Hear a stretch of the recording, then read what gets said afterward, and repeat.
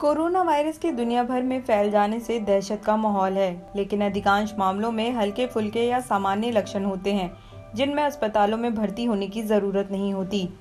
New York times के अनुसार ऐसी स्थिति में घबराने की नहीं बल्कि संयम और समझदारी से काम लेने की जरूरत है।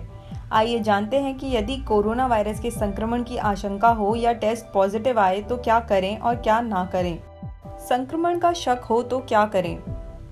आप परामर्श के लिए इमरजेंसी रूम को भी फोन कर सकते हैं। अस्पतालों में कोरोना संक्रमित रोगियों की देखभाल की एक व्यवस्था है। यदि आप में फ्लू जैसे लक्षण हो तो बीमार मानकर एहतियात बरतें और अपने डॉक्टर से संपर्क करें। इमरजेंसी रूम में जाने से पहले जाने ये बातें।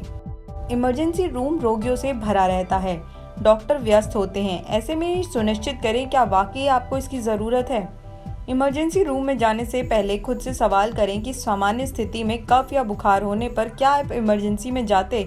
संभवतः इसका जवाब होगा ना, क्योंकि कफ, बुखार, गले खराब होना और नाक बहने की स्थिति में अतीत में शायद ही इमरजेंसी वाली रही हो। यदि ये लक्षण कोरोना वायरस के भी हों तो भी अधिकांश मामलों में यह इमरजेंसी का केस नहीं होता। पहले अपने डॉक्टर को बुलाएं। ज्यादा जोखिम वाले मरीजों की देखभाल कैसे करें। हृदय, किडनी, मधुमेह तथा कैंसर के रोगी भी श्रेणी में आते हैं। डॉक्टर आपकी हालत देखकर परामर्श देंगे कि कहां और कैसा इलाज चाहिए। ज्यादा जोखिम वाले रोगी लक्षण प्रकट होने के बाद अपने डॉक्टर से संपर्क करें। ज्यादा जोखिम वाले रोगी वो होते हैं जो अस्थमा या फेफड़ों की बीमारी से पीड़ित हों या जिन्हें पहले निमोनिया हुआ हो। क्या विशेष एहतियात बरतें। रोगी अलग रूम में रहें। अन्य लोगों से संपर्क ना के बराबर रखें। पालतू जानवरों के संपर्क में भी आने से बचें।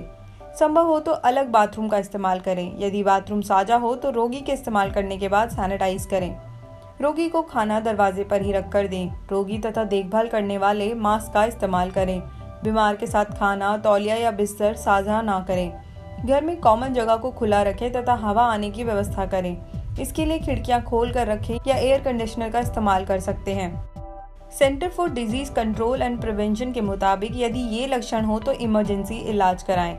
सांस लेने में तकलीफ, सीने में लगातार दर्द या भारीपन, भ्रम या जागने में असमर्थता, होंठ या चेहरे का नीला पड़ना, कोई ऐसे लक्षण जो गंभीर और चिंताजनक मालूम पड़े।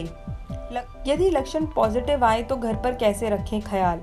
यदि आप में कोरोना वायरस संक्रमण के सभी लक्षण हों और जांच नहीं कराई है तो भी संक्रमित मानकर एहतियात बरतें। सामान्य लक्षणों की स्थिति में फ्लू रोगियों जैसा देखभाल करें। तरल पदार्थ और सूप जैसी चीजों का सेवन करें। नियमित अंतराल पर तापमान देखें। यदि रोगी इतना कमजोर हो कि खा पी नहीं सकता या बाथरूम नहीं जा सकता तो डॉक्टर को बुलाएं।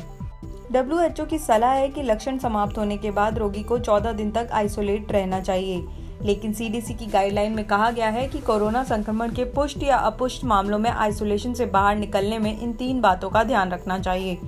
बुखार कम करने वाली दवाई के बगैर ही कम से कम 72 घंटे तक बुखार ना हो। अन्य लक्षण समाप्त हो जाएं। पहली बार लक्षण प्रकट होने के बाद कम से कम 7 दिन बीत गए हों। परिवार के अन्य सदस्यों को काम पर जाना चाहिए या नहीं। यदि परिवार में कोई संक्रमित या संदिग्ध व्यक्ति संक्रमित हो तो पूरे परिवार को 14 दिन के क्वारंटाइन में रहना चाहिए। क्वारंटाइन से पीड़ित ज्यादातर मामलों में देखा गया है कि अधिकांश सप्ताह बाद रोगी बेहतर महसूस करने लगता है।